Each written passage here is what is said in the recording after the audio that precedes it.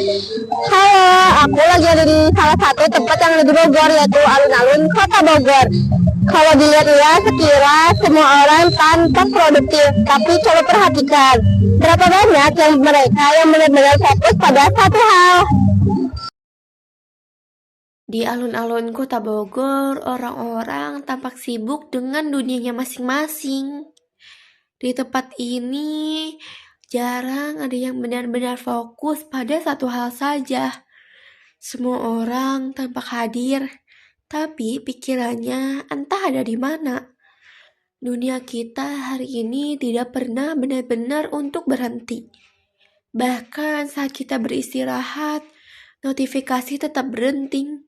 Pesan masuk, berita baru, video baru, semuanya berlomba meminta perhatian kita.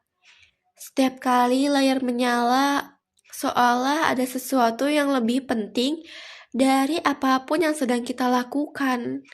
Dan tanpa kita sadari, hidup kita pun ikut berpindah dari satu tab ke tab lain, dari satu aplikasi ke aplikasi berikutnya. Kita mengira kita sedang produktif, padahal kita sering kali yang terjadi hanyalah kita terus berpindah tanpa benar-benar fokus pada apapun. Menurut penelitian, otak manusia hanya mampu fokus penuh selama sekitar 20 menit sebelum mulai kehilangan konsentrasi. Dalam 20 menit, tapi di era informasi, gangguan datang bukan tiap menit, melainkan tiap detik. Notifikasi kecil, suara dering, pesan baru, semuanya mengalihkan perhatian yang seharusnya kita jaga. Dan perhatian yang selama ini kita jaga. Akibatnya, tanpa disadari, kita kehilangan kendali atas hal yang paling berharga dalam hidup modern. Perhatian yang dulu kita berikan sepenuhnya pada percakapan, kini terbagi antara layar dan dunia nyata. Kita bisa duduk di satu ruangan dengan seseorang, tapi pikiran kita berada di tempat lain, di lini masa, di pesan, di dunia yang tak pernah berhenti berbicara. Mungkin inilah paradoks zaman ini. Kita sering terhubung dengan semua orang, tapi sering kehilangan koneksi dengan diri sendiri.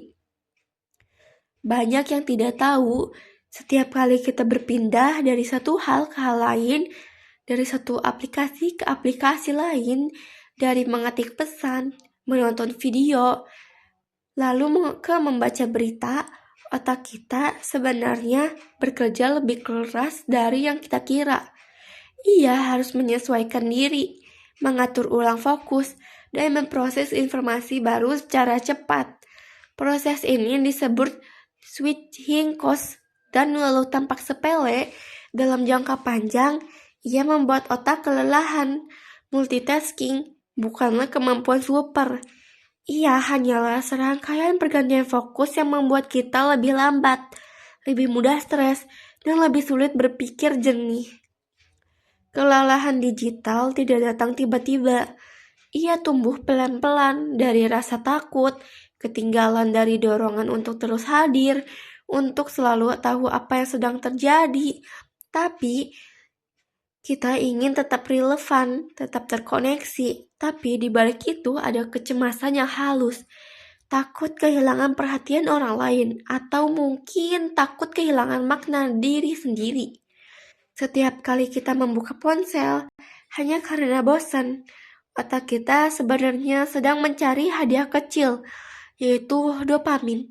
Rasa senang sesaat itu membuat kita kembali lagi dan begitulah kita tenggelam dalam arus informasi yang seolah tiada akhir. Tapi pertanyaannya, apakah kita masih bisa keluar? Atau setidaknya belajar untuk tidak larut terlalu dalam? Mungkin jawabannya bukan pada mematikan dunia digital sepenuhnya, karena teknologi juga membawa banyak hal baik.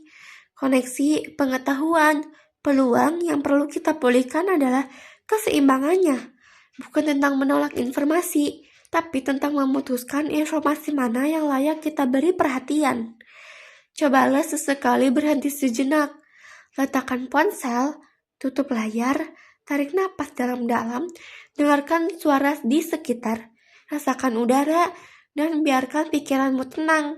Di momen itu, kamu mungkin menyadari betapa lama kita tidak benar-benar hadir. Hening bukan tanda ketinggalan zaman. Justru di kehenangan itu, kita bisa mendengar kembali diri kita sendiri. Sesuatu yang tak bisa kita dapat dari deretan notifikasi. Karena pada akhirnya, perhatian adalah bentuk cinta yang paling tulus untuk diri kita sendiri. Dan kita berhak memutuskan kepada siapa atau kepada apa cinta itu kita berikan.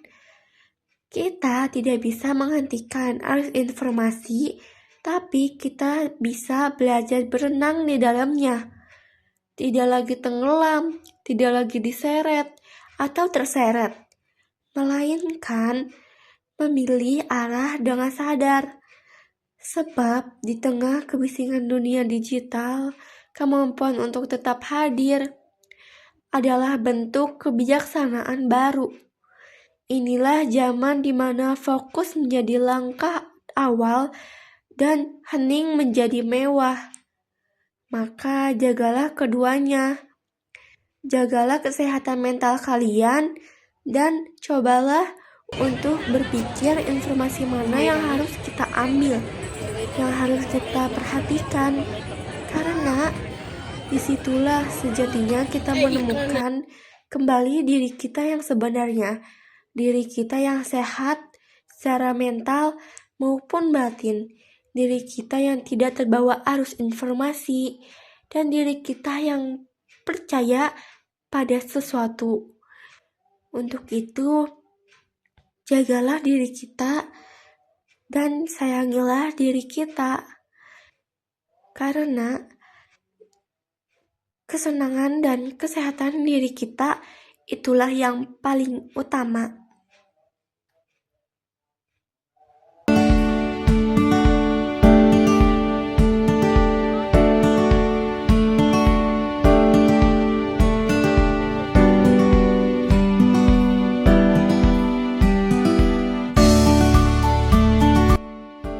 Tahukah kamu, setiap hari kita sudah menggunakan listrik dan air. Tapi, apakah kita sudah menggunakannya dengan bijak? Setiap tahun, Indonesia mengalami peningkatan kebutuhan energi. Menurut data Green Network, kebutuhan air menjangkat seiring dengan pertumbuhan sektor ekonomi dan bertambahnya jumlah penduduk.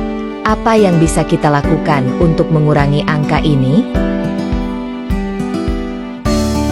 Adapun menurut Kementerian Energi dan Sumber Daya Mineral Republik Indonesia, konsumsi listrik Indonesia mengalami peningkatan pada 2024 mencapai 1.408 kWh kapita. Bayangkan berapa banyak yang bisa kita hemat jika kita semua berusaha lebih.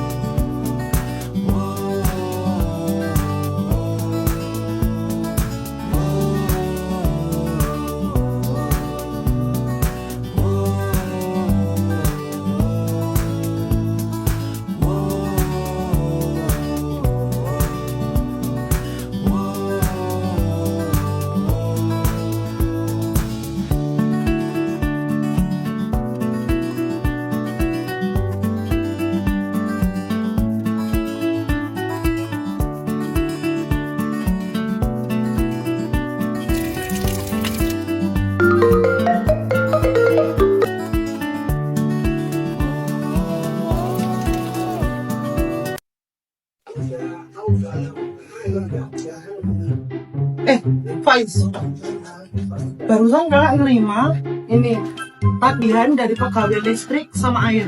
Barusan aja, lihat 2 bulan kemarin aja udah segini. Gimana coba nanti pengeluaran lainnya? Ini ayah sama ibu nanti gimana aja? Mikirnya kita yang aneh-aneh, kalau di sekolah. Nah segini yo, kakak Yelin nomboknya nggak ada tuh yo. Udah kerja yo baru lah. Gimana coba? Sepertinya ini memang salahku. Aku akan memperbaiki ke depannya. Mulai sekarang. Pemborosan air dan listrik tidak hanya dapat membantu kita secara finansial, tetapi dapat merusak lingkungan. Namun, dengan langkah kecil, kita bisa membuat perubahan besar.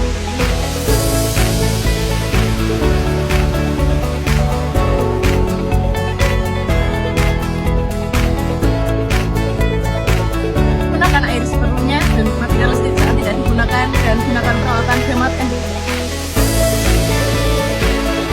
Dengan cara ini, kita bisa meningkatkan kesadaran di antara teman-teman kita. Mari kita buktikan bahwa anak-anak Indonesia peduli terhadap lingkungan. Jadi, ayo mulai hari ini, bijak dalam menggunakan listrik dan air. Untuk kita, untuk bumi, untuk masa depan yang lebih baik. Terima kasih. Di lapangan selalu dimulai dengan ritme yang sama. Suara sepatu menampak tanah, suara napas yang diatur perlahan, dan udara yang masih segar menembus dada. Di kejauhan, matahari mulai naik. Orang-orang mulai berlari. Ada yang ingin menurunkan berat badan, ada juga yang hanya sekedar ingin merasakan hidup. Tapi di antara langkah-langkah itu, ada juga yang masih membawa beban. Bukan beban di pundak, melainkan beban di kepala. Beban notifikasi yang belum berhenti sejak subuh, pesan bekerja, grup keluarga, berita yang tak pernah habis. Kita datang ke lapangan untuk menyegarkan tubuh. Tapi pikiran kita masih terkunci di dunia layar yang tak pernah tidur. Kita berlari, tapi tetap dikejar. Kita ingin tenang, tapi dunia tak memberi ruang. Di zaman ini, informasi datang bukan seperti hujan, tapi seperti badai. Ia tidak menetes perlahan, tapi menghantam dari segala arah. Kita bangun dengan layar, makan sambil membuka layar, dan tertidur di bawah cahaya layar. Kita menyebutnya konektivitas, tapi semakin banyak yang terhubung, semakin kita sulit menemukan diri sendiri. Tubuh kita di sini, di lapangan, tapi pikiran kita entah di mana. Melayang antara berita, trending, dan notifikasi. Kita sibuk tanpa hampa, aktif tapi gelisah, dan pelan-pelan kita lupa rasanya hadir sepenuhnya dalam satu momen. Lihat sekeliling, ada yang sedang melakukan stretching, matanya tetap tertuju pada ponsel. Ada yang berlari cepat sambil menekankan podcast motivasi, tapi tak benar-benar mendengar dirinya sendiri. Kita semua mencoba menyehatkan tubuh, tapi siapa yang menyehatkan pikiran? Penelitian menyebut otak manusia hanya bisa fokus penuh sekitar 20 menit. Setelah itu konsentrasi mulai turun, pikiran mulai berpindah. Namun di era ini gangguan datang bukan tiap menit, melainkan tiap detik. Setiap ting di layar kecil itu memecahkan perhatian dan perlahan mengikis kemampuan kita untuk berpikir dalam diam. Tubuh boleh kuat, tapi pikiran kita semakin lelah. Kelelahan digital tidak datang tiba-tiba, ia tumbuh diam-diam dari kebiasaan kecil yang kita anggap sepele. Scroll sebentar, buka pesan cepat, Lihat komentar singkat, namun sedikit demi sedikit otak kita kehilangan kemampuan untuk berhenti. Ia terbiasa dengan rangsangan instan dan lupa rasanya fokus dalam kesunyian. Kita mengira multitasking adalah tanda produktif, padahal itu hanya serangkaian perpindahan fokus yang membuat otak kita tersesat. Setiap kali kita berpindah dari satu hal ke hal lain, ada harga yang harus dibayar. Energi kognitif, kejelasan, dan ketenangan. Dan seperti tubuh yang terlalu sering dilatih tanpa istirahat, pikiran pun bisa kelelahan, tapi kita tak tahu cara berhenti. Di lapangan ini, tubuh-tubuh bergerak. Ada yang berlari, ada yang bersepeda, ada juga yang sekedar hanya berjalan. Di antara langkah-langkah itu, ada pesan yang diam-diam ingin disampaikan oleh tubuh. Berhentilah sejenak. Olahraga bukanlah sekedar tentang kecepatan. Ia tentang ritme, tentang keseimbangan antara menekan dan melepas. Begitu pula dengan hidup digital kita. Kita perlu ruang untuk menurunkan tempo, menyadari kapan harus berhenti, dan memberi waktu bagi pikiran kita untuk bernapas. Kita tidak bisa memaksa tubuh berlari tanpa berhenti, seperti halnya kita tak bisa memaksa pikiran terus menampung informasi.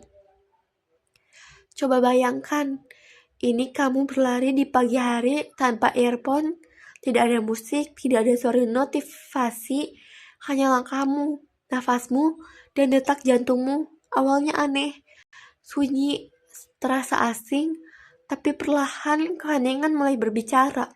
Kamu mulai mendengar sesuatu yang selama ini tenggelam, suara dalam diri kamu sendiri.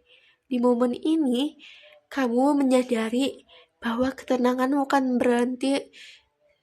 Ia adalah cara lain untuk bergerak. Lebih dalam, lebih sadar, lebih manusiawi. Kita sering takut tertinggal informasi. Kita takut tak tahu yang terbaru. Tak ikut pembicaraan, tak relevan. Tapi coba pikirkan, berapa banyak hal yang benar-benar penting dari semua yang kita baca hari ini. Kita mengumpulkan begitu banyak data, tapi kehilangan makna. Kita tahu segalanya, tapi jarang benar-benar memahami. Dan di titik itulah tubuh dan pikiran kehilangan keseimbangan. Kita harus menekan gas tanpa menarik rem. Ada seorang pelari yang berkata, ketika aku berlari terlalu cepat, aku kehilangan nafas, tapi ketika aku menurunkan tempo, aku menemukan ritme. Begitu juga dengan kehidupan digital kita. Begitu kita tak perlu berlari secepat dunia, karena makna dan tak pernah ditemukan dalam kecepatan. Makna justru muncul di jeda, di antara notifikasi yang tak dijawab, di antara waktu yang kita sisihkan untuk diam. Tubuh butuh oksigen, pikiran butuh keheningan, dan dunia hanya bisa hadir jika kita berhenti sejenak. Bahwa Indonesia menghasilkan 34,85 juta ton timbunan sampah pada tahun lalu 2022. Persoalan sampah masih menjadi isu. Beberapa titik di makin masif tak dibarengi dengan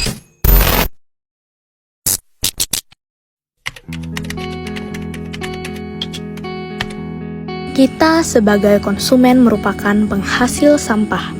Dari setengah sampah yang ada di Indonesia, jumlah sampah yang ada di negara kita hampir mencapai 100 ton, termasuk sampah plastik.